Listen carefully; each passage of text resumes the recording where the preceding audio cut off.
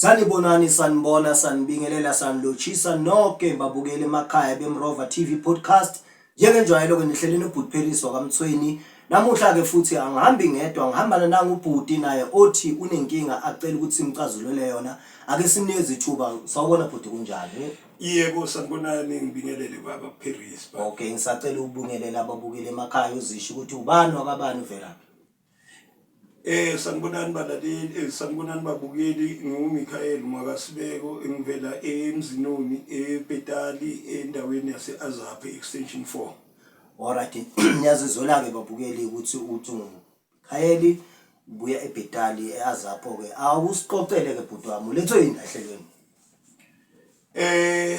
Inkinga yami kwaba ukuthi ngabhalisa indlu eminyakeni eyedlule. Ngiyacabanga ngawo 2013 and then ngacala ukuhlala kuyo ngabo 2019. Kwahamba ngakhishwa endlini ngo 2024 lo nyaka uphelile ngoFebruary. Okay, ukhishwa endlini ya government. Kusho ukuthi indlu ngangiyibhalise ku government angakhele yona, so and then kwase kufika usesi wami wazongikhipha nomtshana endlini la bengihlala khona. Okay, so bakhipha ngaliphi? Isizathu sokuthi ngikhishwe ukuthi yena la ubekade ahlala khona ngathi ubekasaphelelwe indawo, ngingazi ukuthi bekahlala kanjani lapho ngoba la bengihlala khona sasivumelene ukuthi ngihlala khona until kuze noma ngabe ngibhalisa indle RDP, up until njengoba sabuya sengiyibhalisile indle RDP. Okay, so umbango usuka kuphi kule ndle RDP ukuthi ngoba soyibhalisile yafakwa sekayabuya noma ngabe mhlambe kunesivumelwano engazange nisifeze nibabili, kwenzakalani kahle kahle? Awungibeke esithombeni. Empeleni kusho ukuthi uma ngihlala lapha yana ngangimthuthile yena ayohlala kwenye indawo, athi indawo liyana akasayifuni nokuyibona. And then mina mangihlala lapho sengihlala nomuntu wami bengihlala naye ngihlekisana naye njengoba sabuya ke yena emva kokuba iRDP seyakhiwe. And then athi la ahlala khona usenenkinga, so sekafuna ukubuya endaweni lapha bekade ahlala khona. So ngambuza mina ukuthi ngoba ngabuza ukuthi mangikuthutha mina la uhamba wena uya la uyakhona angeke uze ubuye na ngobe la mina bengihlele khona bese kuyindawo nakhona ugovernment beyangangakhela kiyo iRDP. Wathi yena cha, mangihlala lapha naye lo mntana abantu ngizohlala forever, up until njengoba ke sengibhalise iRDP sengihlale kiyo almost 3 years 4 years. And then njengoba sabuya ke sebangikhipha ngendluzulu. So mabakhipha ngendluzula yena if ever sombuza wena ukuthi ngoba wena wathi mangihlale la for good manje ubuyiswa yini sozongikhipha kabuhlungu kangaka, umpendulo zakhe zithini? Impendulo zakhe azingicacelanga kahle ngoba wayenikwe indawo, kwayena wayenikiwe indawo ukuthi kufanele ahlale kiyo, kodwa kwatholakala ukuthi ayingathi ayimgqulisi wabala ama-transport ukuthi uba kude nama-transport ngoba sekane-condition yokuthi akasaphilanga kahle emzimbeni. So indawo engaba right for yena kulesima akiso kungaba yiyo le esengihlala kiyo mina sengibhalise kiyo iRDP. And then ngathi mangimbuza ukuthi ngoba phela nginaki iRDP ngiyibhalisile and then ayitshintshwa iRDP, wathi kufana nokuthi mina bengibhalisela yena iRDP. Ngathi mina lesikhathi esingaka asihambile ngeke ngisihleli mina lapha yana uzokhona naye ukunikeza enye indawo, kodwa isikhundleni saloko ungikhiphe nje nginjalo angangicabangilanga ukuthi luphi uhlelo mina angihlelela lona ukuthi ngibe nami nendawo kodwa nje esikhundleni saloko usicabangele yena mhlawumbe nomntanakhe lo anaye umntanakhe uyabo. So kwaba ukuthi ke mina ngaleyo ndlela sengizibona uma ceda ukuthi ngenzeni izinto zami bengihlala nazo phakathi endlini zathathwa zalahlelwa le ngaphansi zalahlelwa le emkhukhwini le nje bezinethwa kunjani. Awumeke lo muntu osikhuluma ngaye usesi wakho ozalwa naye. Kusho ukuthi ngisho noma sihlukele mhlawumbe ngokwezibongo kubaba kodwa umama uyedwa. Niphume eswini esikwani. Okay.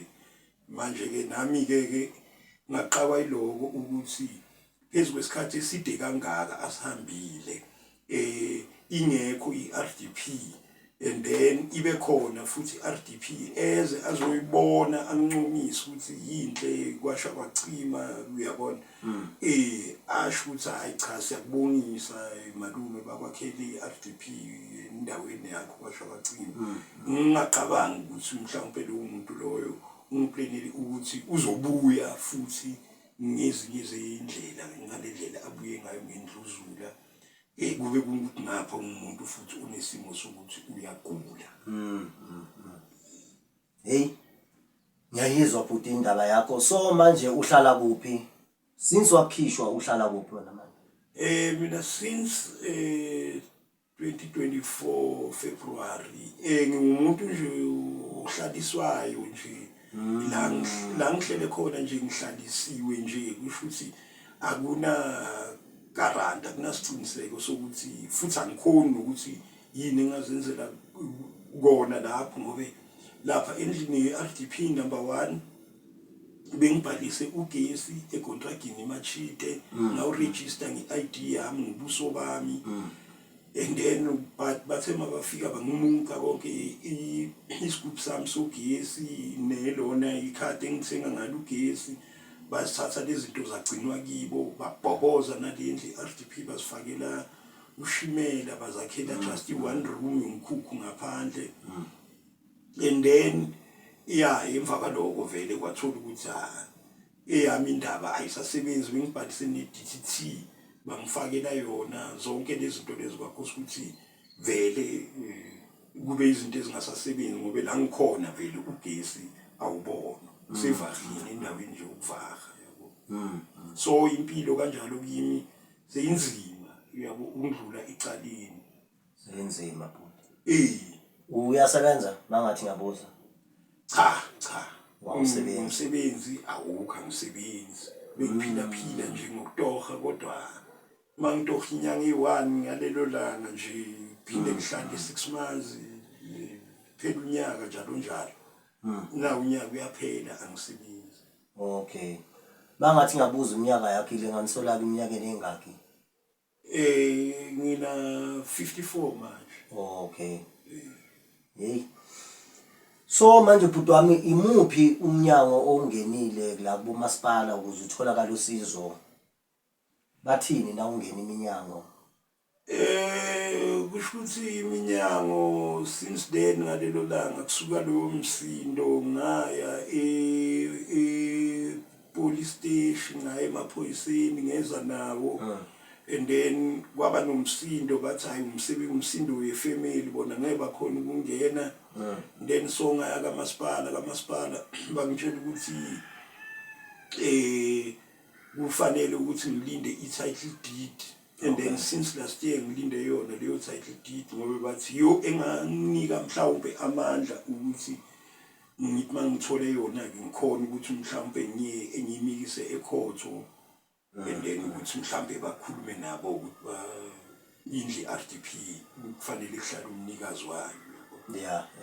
Kumanje nje ngilindele yo title deed engayazi nami ukuthi iyotholakala mzukani izingaki ngibe ngihlile isikhathi esingakanani lapha ukuthi angazi yabo. So wena kahlahle into ekulethela ihlelweni ukuthi maybe mhlambe sesithi isikhathi ulinde i-title deed kunga akucaci. ukuthi isikhathi seside ngilinde i-cycle deed akucaci and then nezinto zami ziyangilimalela ngoba lokho ebenginako okungokwasendlini kumanje okunye kwakhona akusekho ngoba bengasanayo indawo e-right ukuthi kuhlale khona. Okunye ngigcine sengidecide ukuthi vele ngcono ngidlulisele kwabanye abantu ngoba kunokuthi kumoshakale engibhekile ngcono uvele yabo. So mina ngifana nomuntu ocala phansi uyocala phansi embeki. Hey ya ibhlungu le ngiyayizwa bhuti wami. So manje angazi ngibona ukuthi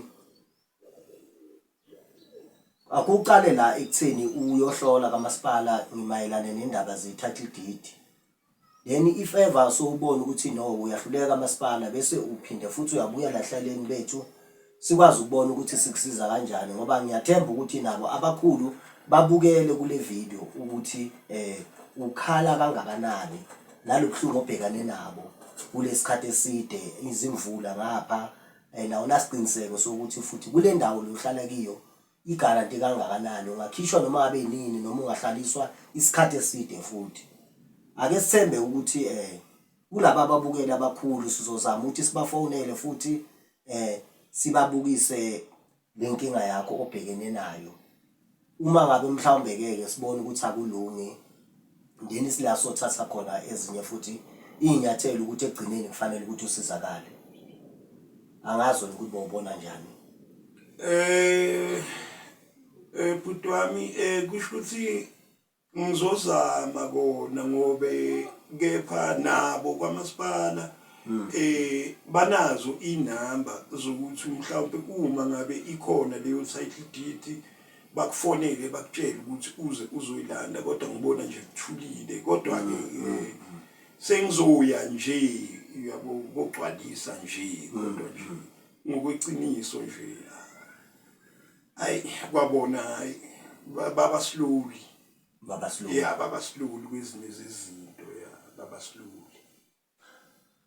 Okay ngiyazizwela ke babukeli ke lapha emakhaya inkinga yabhuti isobala esicela ukuthi uma ngabe kukhona abanolwazi ukuthi ubhuti angasizakala kanjani asithinte kule number sizoyifaka la ngaphansi ukuze sibone ukuthi ubhuti usizakala kanjani kule nkinga abhekene nayo. Siyabonga niqhubeke njalo nisibukele sicela ukuthi nisifollowe na ku YouTube nifaka ama subscription nisubscribe kakhulu lapha sihlale kahle emakhaya sithanda kakhulu.